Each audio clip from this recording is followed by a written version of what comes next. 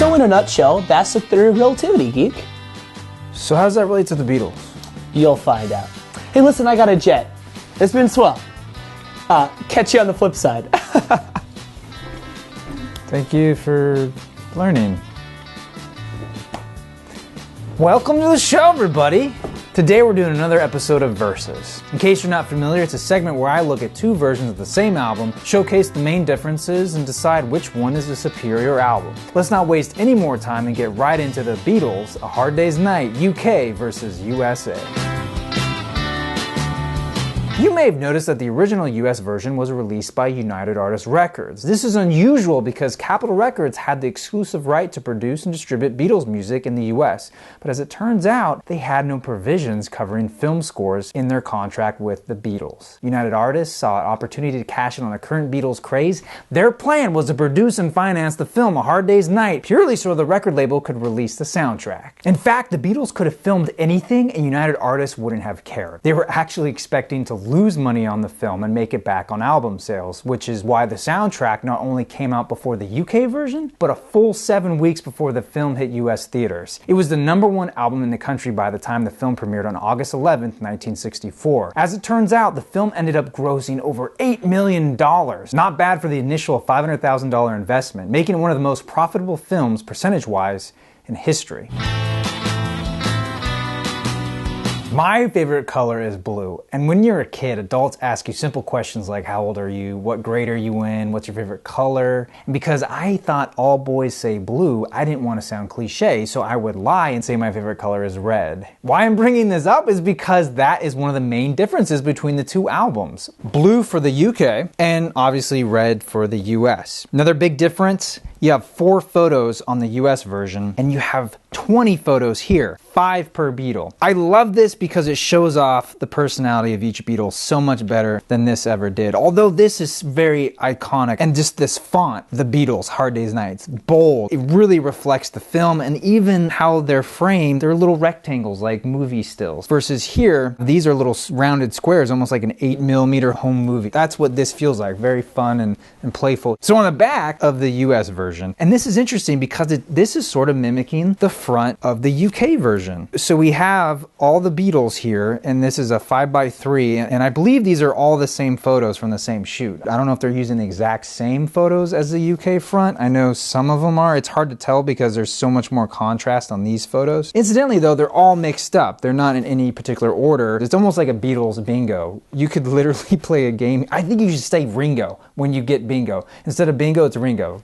Am I killing this point? I think I am. I like the Beatles font here and the title font. I like how playful it is. It really represents the music that's on this. I like how the track layout is. It's very clean. Good design overall. The trade-off is that it's very sparse. There's not a lot of information, especially when you compare it to the UK version. You get all this information about the behind the scenes, the movie production, the songs used, which is really neat, especially for that time when information like this would be hard to get. And then you have, this is odd, the placement of side 1 and side 2. They're off center from each other. I don't know why they did it that way. This is also very basic. It's much more reserved and industrial looking. This is interesting because you have 4 photos sort of mimicking the front of the US version here, and these look like stills from the movie. I'm not 100% sure on that. Oh, incidentally, I find it fascinating that on my really crappy copy, you can see how they manufactured these covers. They printed both the stereo and the mono together, and they just cut it differently and then pasted it on, so they would offset it up for the mono version and then bring it down to have to say stereo. I think that stuff's fascinating to me. So if you have a crappy copy, you get to learn stuff.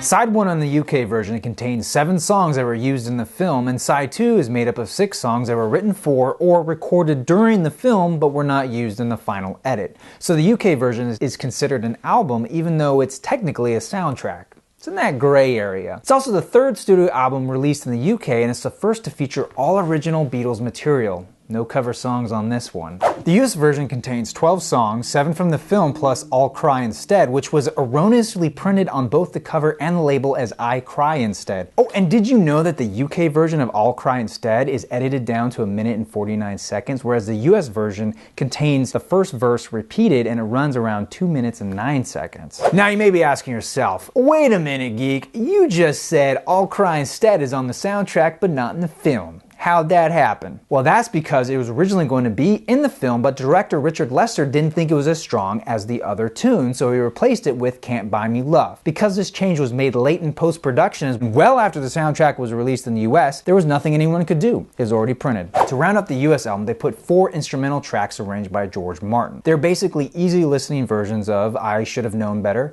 And I Loved Her, Ringo's Theme, and A Hard Day's Night. Now, I've never heard these instrumental tracks before this review, and while they're not terrible, it's sort of like listening to Herb Alpert and Henry Mancini do the Beatles. It's not something I really want to listen to on a Beatles album. I will say that I actually kind of like the instrumental version, and I loved her. It's sort of like you're in a 60s movie on the French Riviera and you're trying to woo Audrey Hepburn. But my point is that they don't belong on a Beatles album. They would be fine on their own, but it's like having orange juice in your cereal. The two just don't go together. That's like releasing the soundtrack of 8 Mile, and in addition to all the songs by Eminem, you have cover versions by Kenny G and Michael Bublé. But think about it, being a youth back in 1964, buying this album, expecting the Beatles, and you end up getting 4 songs of your mom and dad's music. I don't think that's what people wanted, but it was the strength of the actual Beatles songs that really propelled this album to the top of the charts. Side note, have you guys noticed that the Hey Hey Hey on Robert Thicke's Blurred Lines is actually the same as on I Should Have Known Better? Go back and listen to them both. Hey,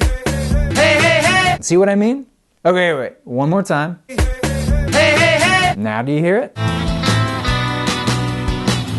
There really isn't a competition with this one. While I would argue that the cover for the US version is better, when it comes down to the music, and that's really what counts, the UK version wins hands down. It's a Beatles album. The US version is a novelty. It's a fascinating window into what the music industry was like, and stuff like this isn't going to happen again.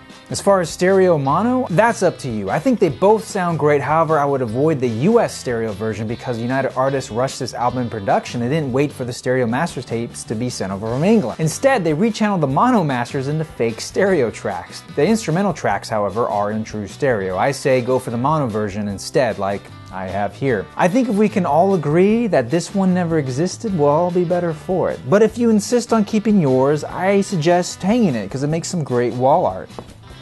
But that's just my opinion. How do you guys feel? Let me know. Well, that is all the time I have for you. I want to thank you again for watching. Be sure to hit subscribe if you haven't already. Tell your friends. And I am your Vinyl Geek, and I'll catch you on the flip side.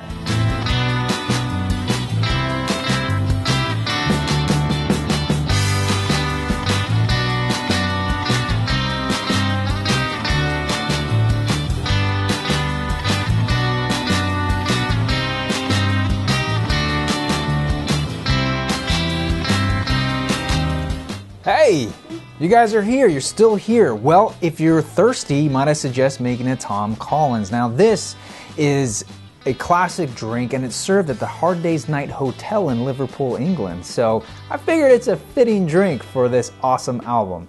Click here to check it out. Whereas the US version contains the first verse. What, Eric? I've never heard the instrumental tracks, and until blah, blah, blah, blah, blah, blah, blah, blah, blah, blah. Now, you may be asking yourself, wait a minute, geek. You just said I'll Cry Instead is on the soundtrack but not in the film, and I'm confusing myself because I didn't write the proper pronouns.